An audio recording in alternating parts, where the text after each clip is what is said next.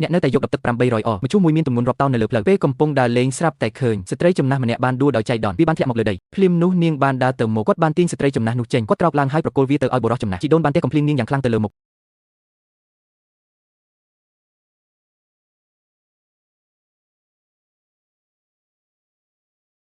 នៅពេលនេះស្ត្រីចំណាស់ដែលត្រូវបានគេវាយដំកូនភ្ញាក់ហើយអ្នកអើយហើយខ្លាចត្រូវដោយស្ត្រីចំណាស់នឹងទេតសមាជិកលីកបានរត់គេចខ្លួនភ្លាមមិនអីទេតែបន្ទាប់មកស្ត្រីចំណាស់នោះស្រាប់តែខ្ញុំមានអារម្មណ៍ថាស្រាលខ្លួនខ្លាំងណាស់សូមថែមទាំងចង់ឈរនៅទីនោះទៀតផងត្រឡប់ក្រោយហើយសម្លឹងមើលស្ត្រីនោះរូបរាងក្មេងដែលកំពុងថយចុះស្ត្រីចំណាស់ចង់ដឹងពីអ្វីដែលកំពុងកាត់ឡើងក្មេងស្រីនេះអាចជាចៅស្រីរបស់នាងផ្ទាល់វានឹងអស្ចារ្យណាស់ប្រសិនបើមានកូនប្រសាស្រីក្មេងស្រីនោះបានកាន់វារួចហើយម្ជុះត្រូវបានយកទៅផ្ទះយ៉ាងប្រញាប់ប្រញាល់ពេលឃើញដូច្នោះឪពុកក៏ស្ដីបន្ទោសភ្លាមនាងគឺជាមុនស្នេហ៍សំណាងអាក្រក់បន្ទាប់ពីនាងជេរប្រតិចរួចនាងបានបង្ខំខ្លួនឯងឲ្យទុកវាមិនរបស់អ្នកហើយប្រាប់នាងបានឲ្យក្មេងស្រីនោះនឹងក្បាលរួចហើយចៅហ្វាយវ័យក្មេងរបស់គ្រួសារអ្នកមានបានណាត់ការចូលរួមក្មេងស្រីនោះដឹងច្បាស់ណាស់ថាបុរសដែលមានជាងគេបំផុតគឺបុរសនោះស្ងាត់ឈឹងហើយនាងក៏និយាយភ្លាមបន្ទាប់មកគាត់បានដឹងថាឪពុករបស់គាត់ខ្ញុំត្រូវជំនួបអូនស្រីដ៏មានល្បិចកលរបស់ខ្ញុំនាងចិត្តរៀបការហើយប៉ុន្តែនាងមិនដែលនឹកស្មានថានារីម្នាក់គាត់យល់ព្រមនឹងរឿងនេះភ្លាមនាងបានស្នើសុំរៀបការជាមួយបុរសម្នាក់ប៉ុន្តែនាងក៏បានស្នើពីត្រូវបានបំពេញវាបានបង្ហាញថាឪពុកម្ដាយរបស់ក្មេងស្រីនោះមកពីគាត់ពេញចិត្តប្អូនស្រីដ៏មានល្បិចកលរបស់គាត់តាំងពីគាត់នៅតូចសូម្បីតែពេលនាងមានអាយុ5ឆ្នាំក៏ដោយពួកគេទើបតែបោះនាងចោលនៅក្នុងទឹកដីដែលគ្មានមនុស្សរស់នៅក្នុងពន្ធនាគារដោយមិននឹកស្មានដល់ម៉ាស៊ីននោះបានដោយចៃដន្យក្មេងស្រីនោះនៅក្នុងពន្ធនាគារដ៏អាថ៌កំបាំងមួយបុរសចំណាស់នោះបានទទួលយកគាត់ជាសិស្សរបស់គាត់កូនប្រុសបានក្លាយជាម្ចាស់ដ៏ល្អឥតខ្ចោះគាត់ជាមេប៉ុន្តែដោយសារតែវឌ្ឍនភាពរបស់គាត់លឿនពេកនាំឲ្យគ្រីខ្សោយខ្លាំងមិនស្ថិតស្ថេរដើម្បីដោះស្រាយគ្រោះថ្នាក់ដែលលាក់កំបាំងនេះចាំបាច់ត្រូវធ្វើដូចទៅយើងត្រូវតែស្វែងរកម្ចាស់យ៉ាងដ៏បរិសុទ្ធម្នាក់មានតែបុរសដែលមានរាងកាយរឹងមាំទេដែលអាចចូលរួមក្នុងបុរសចំណាស់ពីកំបាំងនោះមានរឿង10យ៉ាងនៅក្នុងចិត្តឆ្ងល់ណាស់ហេតុអ្វីបានជាក្មេងស្រីនោះត្រឡប់ទៅផ្ទះវិញអ្នកត្រូវយកកំឈូសប្អូនស្រីដ៏មានល្បិចកលនៅទីនេះដោយខ្លាចឪពុកនាងមិនយល់ស្របនាងក៏ប្រញាប់ទៅគាត់បានអង្វរឪពុករបស់គាត់ហើយឪពុករបស់គាត់សាច់ញាតិខ្ញុំគ្មានជំរឿអ្វីក្រៅពីខាងថ្មីហើយយករបស់ក្មេងស្រីត្រូវបានបំពេញគាត់ក៏បានព្រមានក្មេងស្រីនោះដែរចាប់ពីពេលនេះទៅរវាងពួកគេទាំងពីរគ្មានការភ្ជាប់អ្វីទាំងអស់